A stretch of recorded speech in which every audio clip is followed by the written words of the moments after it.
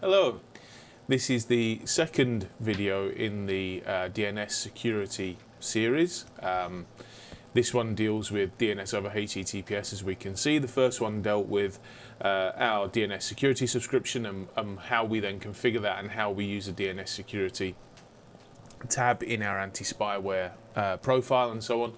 And so now we're going to look at encrypted DNS.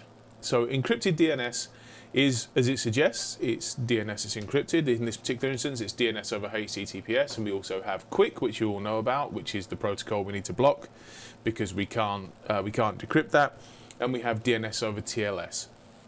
There are several suppliers at the minute of DNS over HTTPS and TLS. Some of them are paid for, some of them are not, and the one that we're going to be using today is going to be this one, which is LibreDNS.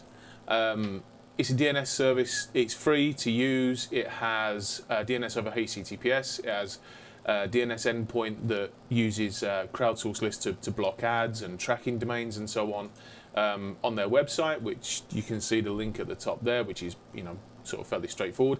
On their website as well, they've got the documentation, so you've got all the instructions for Firefox, Chrome, Edge, etc. And then you've got DNS over TLS.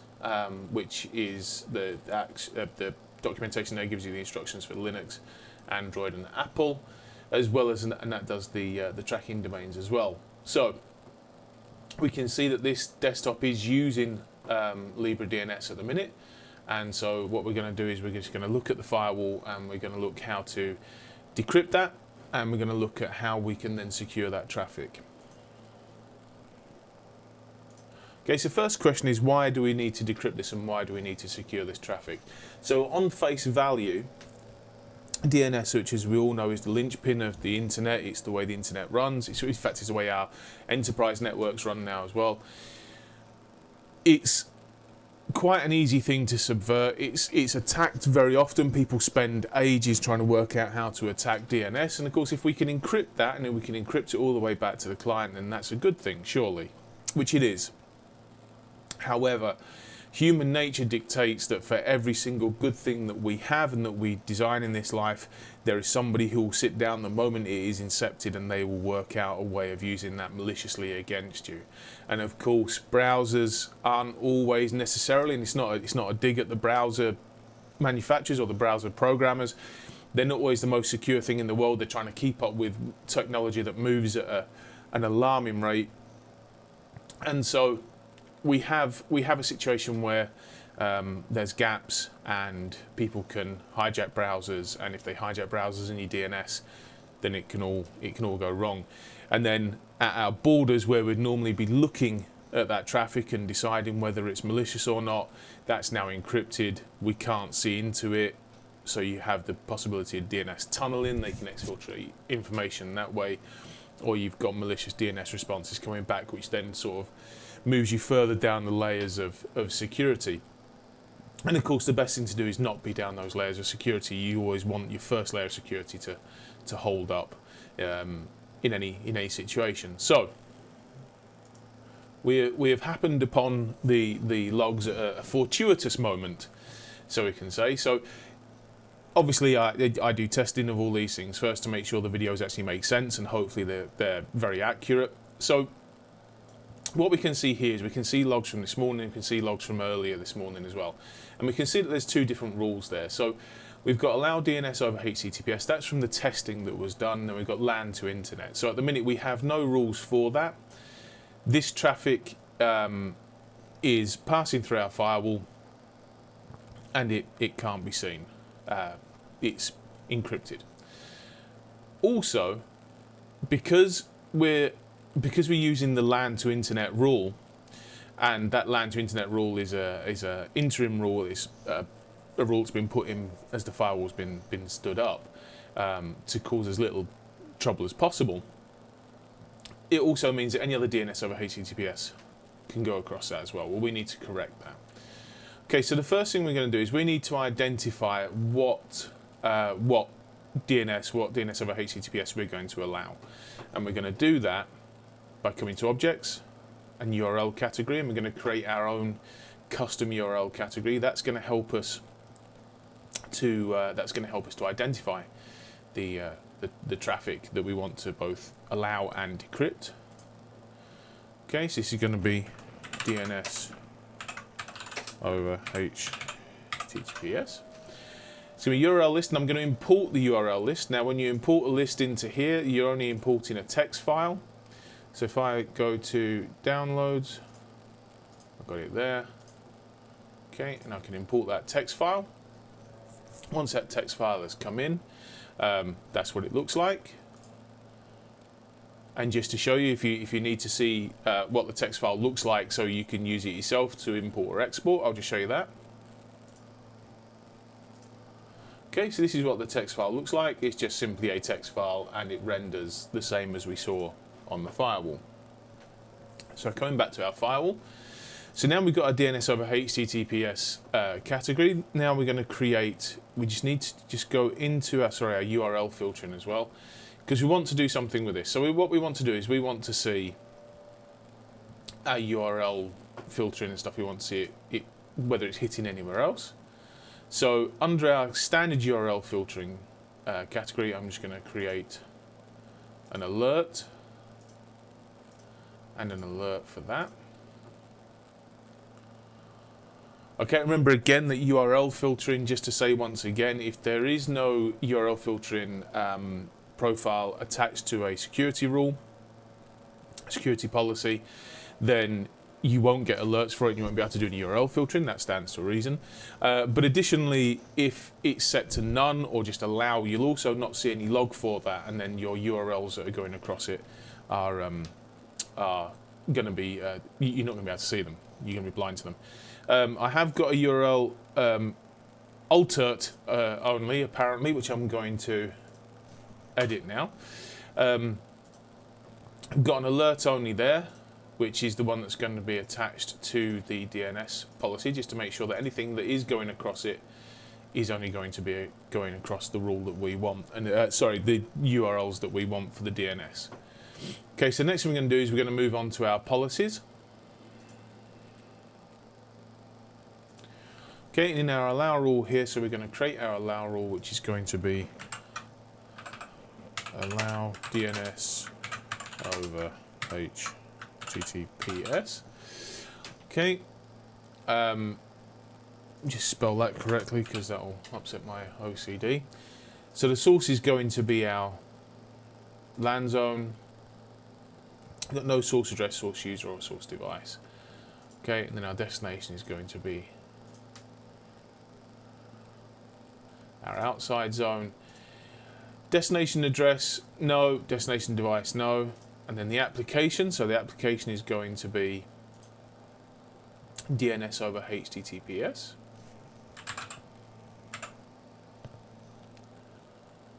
DNS over HTTPS. You can see we've got other DNS categories as well. Now, so for DNS over TLS, that actually goes through on port 853. So what I'd actually also do here as well is I'd also create or give it a port number, so HTTPS. Okay, it is TCP, DNS over HTTPS, for obvious reasons.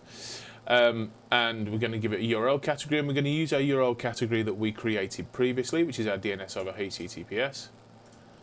And we're going to allow it, going to do the login stuff, which is all good. And then for a profile, I'm going to put our anti-spyware profile in, which is our DNS over HTTPS, because we've already got that configured. And we're going to use our URL filtering, which is the alert only, just because I want to have everything alerted on it. So this is going to handle just DNS traffic. So our DNS over HTTPS, which I'll show you in a minute, that has got all the sinkhole things configured for all the categories within the DNS security.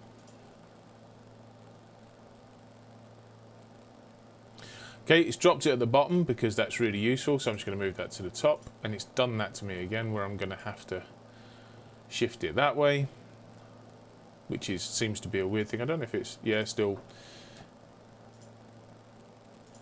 no, still not working. Anyway, a refresh of the browser gets rid of that. Okay, so we just go to objects. So in our anti-spyware one, which we saw there, we got DNS over HTTPS. and that's due to the fact that when I cleaned everything up, I didn't actually clean it up as well as I thought I had. Okay, so DNS over HTTPS. So this isn't actually going to have any signatures in it. The reason it's not going to have any signatures in it is because I don't think we really need them, and certainly the best practice doesn't suggest that you need signatures in any way, shape or form. Because what we're using is using the DNS policies. As we said before, the Palo Alto Network's content comes down as part of your content packs. The DNS security one is the one that is used as a result of, apparently I've completed a focus period, which is awesome. That's great that that popped up then. I love Windows.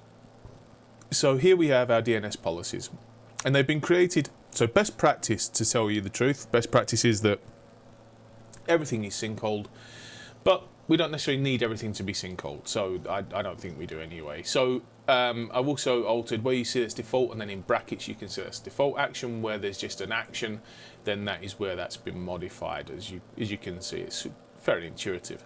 So for greyware domains is high, malware domains is high. Now they're default medium, I believe, is what they are. Proxy avoidance and anonymizers, we're going to block that. Newly registered domains and so on is informational. Newly registered domains is one of the first. It's one of the ones that really sort of sometimes catches you with anything in an enterprise environment. 9 times out of 10, if you have any DNS security running, certainly internally, if you have DNS security running internally, you'll find that as things are spun up and they're put on domains within your organization, obviously Palo knows nothing about that. There's nothing it can do about that. So that is, it can be sometimes sprung as a newly registered domain. So you really want that information, I would have thought anyway. We can also do our packet captures at the side here as well. So we can create the packet captures, we can create malware domains, we can have extended capture if we want.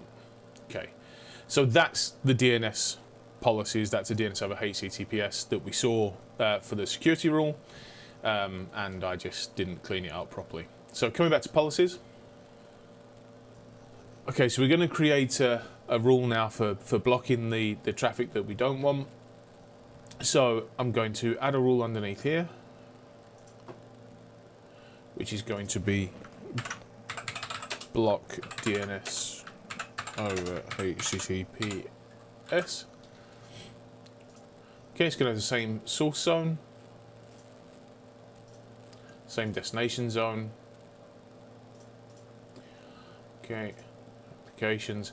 So for the applications, what we're going to do is we're just going to block all other forms of encrypted DNS. So we're going to blocking DNS over HTTPS. I'm going to block, when it's ready, DNS crypt.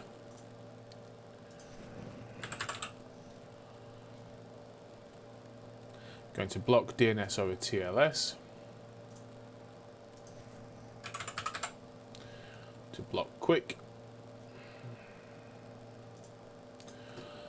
Okay, depends on DNS base, so we'll add that to the current rule. Okay, what we're also going to do is we're going to do that on any service. Any block rule I normally put in as any service anyway, because especially if you're using applications and it's if it sees application trying to get out on any port, as opposed to it requiring a malicious user to use the same port that it would normally be using. Okay, we're going to block this.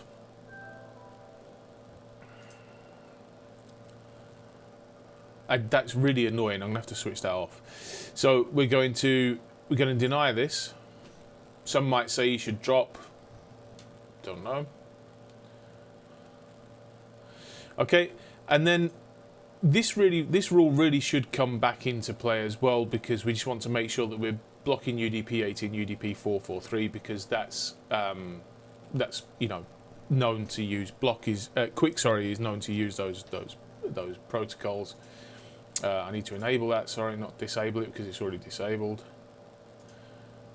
It's really thrown me, that thing that keep telling me about the focus period. Okay.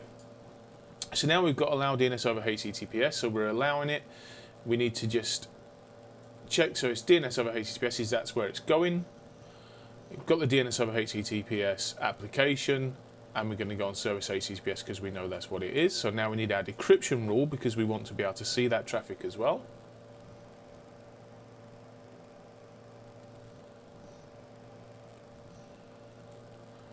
So we're going to add DNS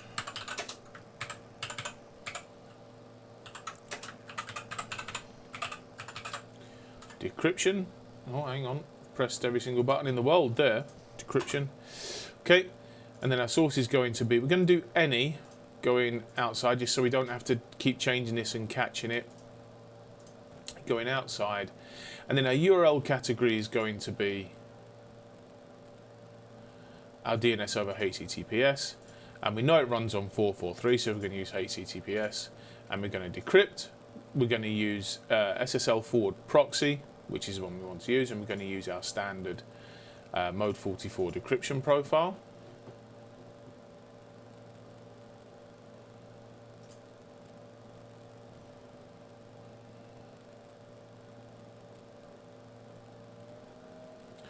Okay, so now we've got our forward decryption for our HTTPS, which needs moving up, because so that's just our forward decryption in general.